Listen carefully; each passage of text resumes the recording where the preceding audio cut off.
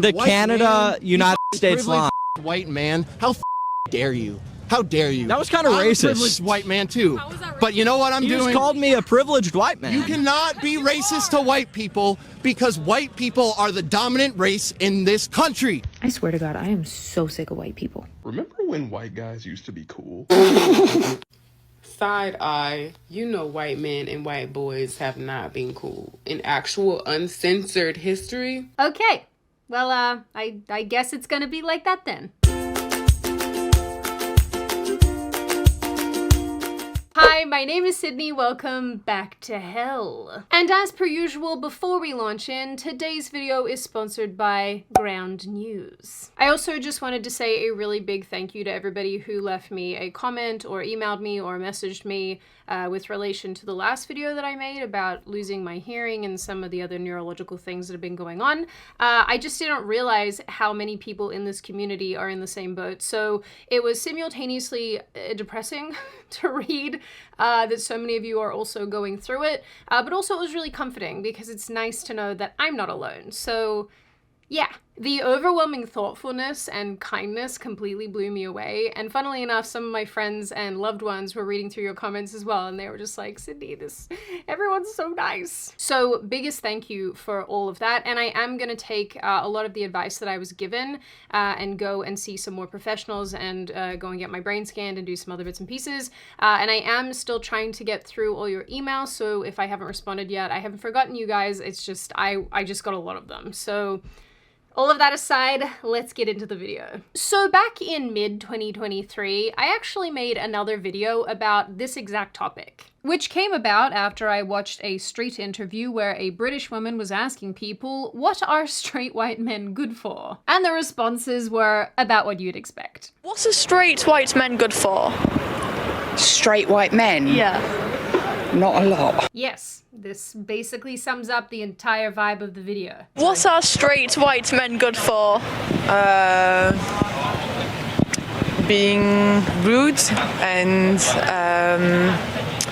making you feel uncomfortable. Of course, it's the French woman saying that other people are rude. When I was in Paris many moons ago, French people would literally pretend not to understand my French because, I don't know, I guess I sounded too Anglo. So there's that. You really gotta have some big old testes to be French and accuse other people of rudeness. Making phlegmy mouth sounds. Anyway, in that video, I explained why and how we've gotten to the point where it seems to be socially acceptable and borderline normal to mock, degrade, and express open hostility towards not only white people, but straight white men specifically. And in the 2 years or so since I made that video, not a whole lot has changed, and honestly, I would argue that things have gotten worse, leaving me with many, many more examples to show you. And just to reiterate a core point I made previously, it might seem like I'm cherry picking the examples that I use here, but I'm really not. It is not remotely challenging to find supporting evidence for what I'm describing here. And the hostility being openly espoused here is not exclusively from lunatic people on TikTok. It is openly expressed in film and television by talking heads, journalists, politicians, and so on. In America, there's a thing about both white vigilantism and white tears, particularly male white tears. And yes, of course, by the freaks on TikTok. If white people don't deal with themselves and their wickedness, we are going to suffer as a group of people continually, not just black people, but people of color all over the world. White people, we have always been the problem. That's the beginning of this fucking country, bitch. Colonizers, oppressors. You choose to continue to live that way. White people who have this kind of white guilt are incredibly confusing to me. They insist on apologizing for Western society. What are you sorry for? iPhones? Seeing poor white men is like seeing Jamaicans losing in a sprint. This game was designed for you to win. This is such a weird statement. Listen, I'm just happy for the white guys that they're collectively finding out that they have no obstacles. Must be nice to know that you're immune to poverty. And how could you have possibly found this out if it weren't for the insane people on TikTok? The Canada, United States line. white man. How dare you? How dare you? That was kind of I'm racist. a privileged white man too. But you know what I'm You doing? just called me a privileged white man. You cannot be racist to white people because white people are the dominant race in this country. Full stop. You were calling me privileged when you don't know anything about me. I could have grown up in Section 8 housing. This is privilege. Okay, all right. Tell me this. Now, what put this back on my radar was a story from mid-May, when the illustrious David Hogg was all but removed from his role as a vice chair of the DNC. That stands for the Democratic National Committee, for those of you who don't know but find hard news incredibly boring. And if you don't know what that is, you too have access to the internet. Because I am not your personal Google. I'm not even my own personal Google. The story goes that Hogg was basically removed from his position because his election to that position violated the DNC's gender parity rules. One of the losing female candidates argued that the voting process that elected Hogg in the first place disadvantaged women and thus he must be scrapped. During an interview with Bill Maher, Hogg explained all of this himself. Part of the claim, so not to bore people, but to get into the bureaucracy of the DNC, we have a gender balance rule at the DNC because, of course, we do. Equal and, okay. And see, right away. By the way, the Republican Party does too. If the chair is a male, then the vice chair has to be a female. Well, what's interesting is that's even more progressive than our vision, which is that the chair doesn't count towards the gender balance rule that we have. Frankly, I don't even know if it makes sense for us to have the gender balance rule anymore in this day and age because I want to focus on whoever's just best at the job. Great. At this point, that's my own view. I kind of hate that I agree with some of the things that he's saying now. It feels weird. I'm not gonna lie. I feel like something is just inherently not okay. David, are we becoming friends? Now I actually feel a little bit bad for all of the mean memes that I've posted about him in the past. But you know what I don't feel bad about? Getting accurate news and information, thanks to Ground News. So obviously, when I am researching these insane stories, it's really important that I have access to true and accurate news, which is actually getting harder and harder to find today, let me tell you. But it's why I'm really grateful for Ground News and their ability to cut through the noise. So, for example, when I had the idea to make this video, I immediately checked Ground News to see their coverage of this David Hogg story, and in their notes, they immediately highlighted the gender-based component. Importantly, they also showed that David Hogg's story is hardly being covered by the left, with 64% of coverage coming from right-wing sources. And it's cool because Ground News lets you compare how this reporting is done. So, for example, again, most right-wing sources are using headlines that simply tell us that David Hogg has been ousted. Left-wing headlines, on the other hand, are pointing a lot of attention towards other people involved. I use all the sponsors that I work with, but I genuinely love what Ground News stands for. I love the fact that they are trying to create a better environment for readers and viewers so that you can actually have a fully informed opinion. You don't have to waste time reading 100 different articles. It's all there on the website in the one place, helping us to find blind spots in the news and keeping track of media bias. So if you too want to be better informed, then click the link in the description, scan the QR code on screen, or go to ground.news/Sydney. And don't forget to subscribe through my link for 40% off the Vantage plan, which is the same plan that I use for unlimited access. Anyway, regardless if you like this kid or not, or agree with him or not, it does seem that he was elected to his position completely fair and square. And the only reason now why he's seemingly on the chopping block is because he's a man who doesn't meet the DNC's gender quotas. I've actually seen a bunch of people calling this out, saying that he was too straight and too white to meet the organization's DEI standards. And to be fair, that doesn't sound too shocking to me at all. You know, coming from the party that routinely elevates people based on their sex and skin color alone. You exist in the context of all in which you live and what came before you. What the fuck? Anytime I see really any clip of this woman, it feels like a fever dream. I will also note, for our David Hogg story to be completely rounded out, we do have to assume that he is in fact straight. And I don't know if this is a man who yearns for the teat. To touch the teat, not whatever other things that are weird that you might do with teats. Okay. Editing Sydney, please don't leave this in. Yeah, this is absolutely being left in. People need to know that mentally you're not okay. Anyway, long story short, seeing David Hogg being treated this way for simply being a straight white man is honestly not terribly surprising. Especially when you consider the fact that his very party has spent God knows how long trashing not only white men, but just men in general. In only the last few weeks, a 2018 clip of Ilhan Omar has started to do the rounds again on social media, where she said that white men are the biggest threat to people living in America. A lot of conservatives in particular would say that the rise in Islamophobia is a result not of hate, but of fear, a legitimate fear, they say, of quote-unquote jihadist terrorism, whether it's Fort Hood or San Bernardino or the recent truck attack in New York. What do you say to them?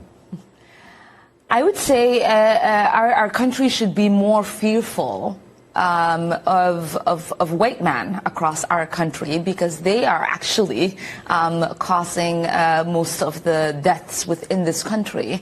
We should be profiling, monitoring, and creating policies to fight the radicalization of white men. Okay, Ilhan, tell us more. AOC has been spouting off with similar comments over the past year or so. And throughout our history, we have also had to confront the ugly legacy and backlash of bigotry, ignorance, and white nationalism. In this clip, she says that there are too many white men in Congress, like in the workforce. I think one of the things that we need to take a look at is the world that they're fighting for. A world without diversity, equity, and inclusion policies, which is to say the default, which is to say workplaces that are honestly kind of like Congress, because the population of the United States, as we mentioned, is about 59% white.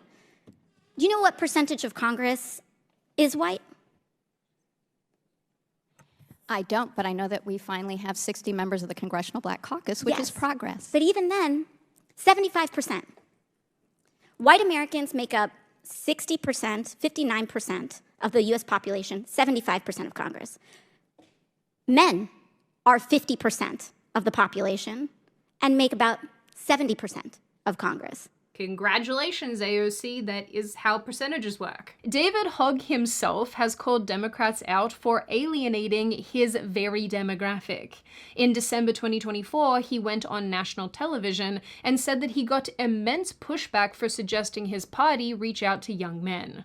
At the DNC, I raised the concern of what are we going to do about young men?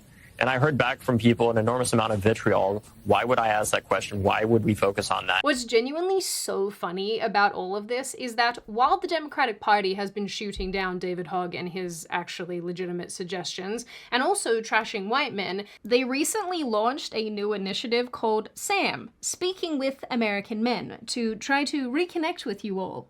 Apparently. Actually, they're apparently going to spend like somewhere in the realm of $20 million to study you all and buy advertisements in video games. Believe me when I say we absolutely do not need any more leftism in video games. I hate it here. It's really no secret that straight white men the world over have become very disillusioned with not only majorly left-wing parties, but left-wing politicians and general leftist narratives. And it's really not very surprising why, because like I said at the beginning of this video, you really don't have to look far at all to find very upsetting examples of the overt disdain being thrown at this demographic. And over the last 12 months or so, we have been given plenty of them. For example, back in mid-June 2024, a Disney executive admitted that the company discriminates against hiring white males. Certainly, there have been times where, you know, there's no way we're hiring a white male person. Just kind of unspoken. There are times when it's spoken, but how would they say it? There's no way we're hiring a white male person.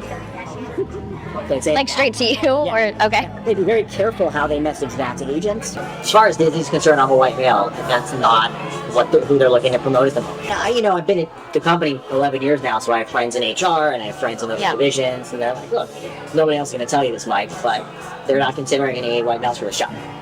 They're just not. That's not what they want. We wanted to hire somebody in the department a few years ago now, who was half black, but didn't appear half black. And there was a creative executive who was like, we're not, that's not what's wrong. Like, they wanted somebody in meetings who would appear a certain way, and he wasn't gonna bring that to the meeting. Oh, very progressive. First they make the Asians white adjacent, and soon it's going to be all of the mixed race people too. Get ready. As many of you probably know firsthand, this isn't even an uncommon thing in the corporate hiring world, where plenty of job listings actively exclude white men and instead seek non-whites, women, and those of the LGBT persuasion. Funnily enough, when I was trying to find examples of all of this, I found a recently settled case from early 2024 where a company advertised a role for white US-born citizens only and was then investigated and fined by the federal government. Once again, it really doesn't matter if you think that it was right or not right that this company was able to advertise like this in the first place. I think the primary point here is that they did, then they got fined and basically sued for it, but other companies can exclude an entire cohort of people and make it very explicit that they are searching for a very specific type of candidate, and that is fine. They don't get sued, they don't get in trouble with anybody. It's socially acceptable, and I also want to highlight this ongoing case taking place right now that has virtually gotten no media attention, where a woman is suing the Ohio Department of Youth Services for discrimination because she is straight. Yeah. The case is making the argument that some courts in the US force people from majority groups, so those who are straight, white, and male usually, to meet a higher evidentiary burden to prove workplace discrimination, which is just...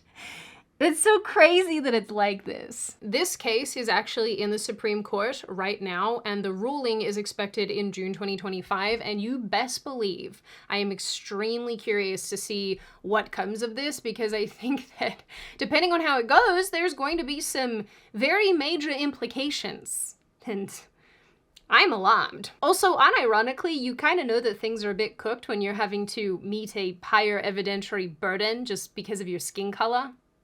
It's like, I thought that was something only Britain did. No, I am not joking. This is something that Britain does. Some of you might remember a recent story about two-tier sentencing in the UK, where the country's sentencing council made plans to make offenders' ethnic backgrounds a greater factor in deciding whether to jail them. According to numerous outlets and articles, magistrates and judges would be asked to consult a pre-sentence report before determining whether to imprison someone of an ethnic or religious minority, as well as young adults and pregnant women. So, you know, taking into consideration all of their cultural differences before making a determination. Today, the Justice Secretary is belatedly introducing a bill to restore fairness to who receives a pre-sentence report. But it doesn't correct what the pre-sentence report actually says. Under brand new guidance, her own department issued in January, pre-sentence reports must consider an offender's culture. It should take into account intergenerational trauma from, and I quote, important historical events. Evidently, the Labour Party don't believe in individual responsibility and agency. Instead of treating people equally, they believe in cultural relativism. This time, the Justice Secretary has nobody else to blame but herself. Will she change it, or is it two-tier justice?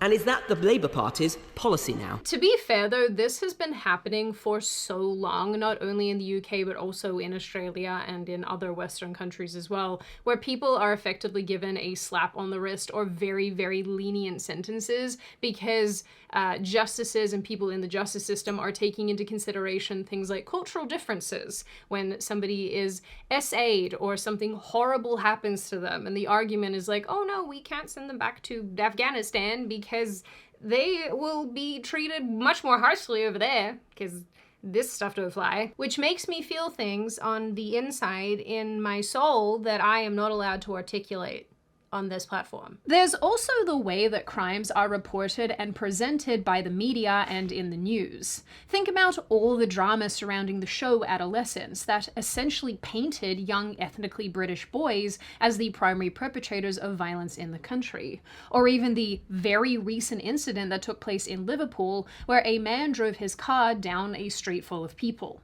I obviously can't be more descriptive here on YouTube, but hopefully you guys have seen that story, or at least can look it up. Within hours of this incident taking place, the driver had been publicly described as a 53-year-old white British man.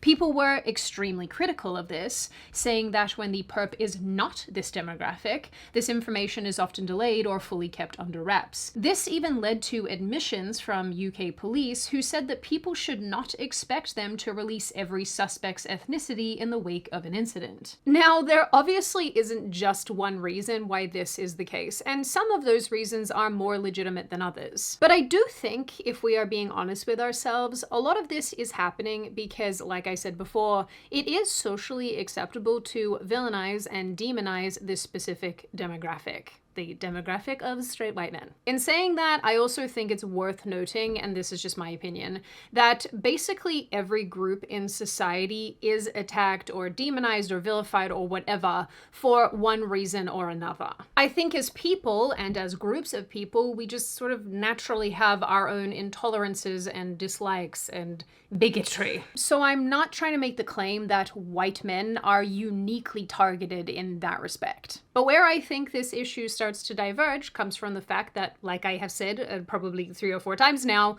the hatred of that specific demographic is socially normalized and socially accepted. There's no fear of blowback, and most people don't bat an eye when these kind of things are articulated or said by politicians or enacted in media and entertainment. Most people are not penalized for having these positions in any way, shape, or form, and I think that's largely because, or at least it has to do with the fact, that this position is viewed as morally superior, given that the public perception is that white people, and more specifically straight white men, are subjugators and colonizers and cannot experience racism due to the fact that they are considered a dominant group in society.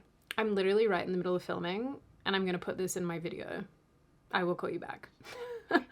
As with basically every video that I make ever, there were a bunch of additional examples that I wanted to include in this video that I'm not going to include for the sake of brevity, but I probably will link some of them in the description box because there's some really asinine stuff out there, I'm not gonna lie. I do want to say here at the end here in summary that I do have 2 kind of contradictory viewpoints about this, and I guess I need to think about my position here a little bit further, but I'm going to articulate them for you anyway, even though they cancel each other out. The first is that everyday normal people, for the most part, at least in my opinion, are pretty good at overlooking a lot of this social conditioning that's taking place. And I think that when left to our own devices, most people will get along most of the time. But with that said, and I suppose this is the contradictory point, I don't see any of this getting any better anytime soon. I think as the issues of mass immigration and illegal immigration take root and proliferate and make people very mad across the Western sphere in particular,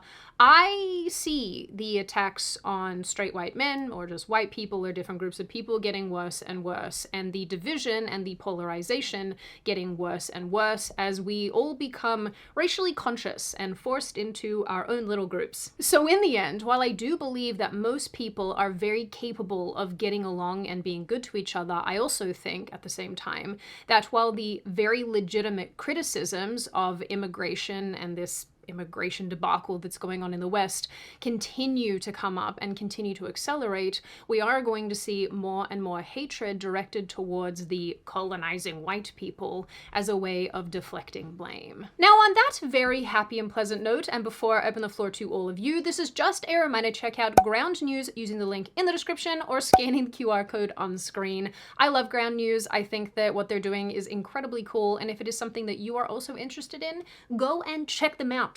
You won't regret it. Now I open the floor to all of you, and I'm actually really interested to hear what you guys have to say about this. I always am. Do you think that this white population of men is being uniquely attacked right now? Do you agree with my vantage point, which is that basically every group gets attacked in one way or another, but the difference here is that it's socially acceptable to do it towards this particular part of the white demographic?